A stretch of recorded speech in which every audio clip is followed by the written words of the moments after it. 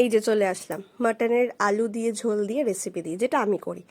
কড়াইয়ের মধ্যে কড়াইটাকে গরম করে তেল দিয়ে, তেলটাকে গরম করে একটু চিনি দিলাম। চিনির কালারটা চেঞ্জ হয়ে যাওয়ার পর গরম মশলা ফোড়ন এবং শুকনো লঙ্কা দুটো ফোড়ন দিয়েছিলাম।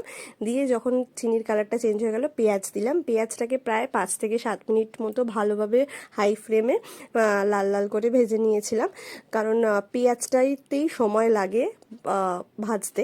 তারপরে আমি কিছুটা ভাজার পর দেখো ভালোভাবে ভাজা হয়ে গেছে। তারপরে আমি রসুন বাটা দিয়েছিলাম। রসুন বাটা দেওয়ার পরেও অনেকক্ষণ নেড়ে চেড়ে, রসুনের গন্ধটা যতক্ষণ না যায় ততক্ষণ নেড়ে চেড়ে নিয়েছিলাম।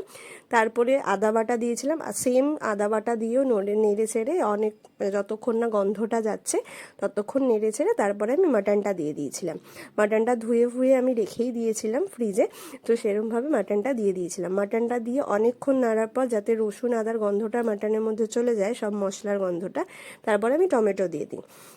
আমি অনেক সময় গোটা টমেটোও দিই, ভালো লাগে, বাট সেদিন সময় ছিল না বলে আমি কেটেই দিয়েছিলাম। তারপরে গুঁড়ো মশলা, বেসিক গুঁড়ো মশলা যেগুলো হলুদ গুঁড়ো, লঙ্কার গুঁড়ো, ধনে গুঁড়ো, জিরে গুঁড়ো এবং কাশ্মীরি লঙ্কার গুঁড়ো আমি দিয়েছিলাম।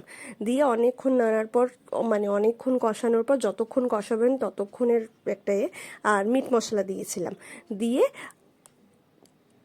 তারপর দেখুন তেলটা ছেড়ে দিয়েছে, এরকমভাবে তেলটা ছেড়ে দেওয়ার পর আমি অল্প অল্প জল দিয়ে, মানে গরম জল দিয়েও কষছিলাম যাতে লেগে না যায়।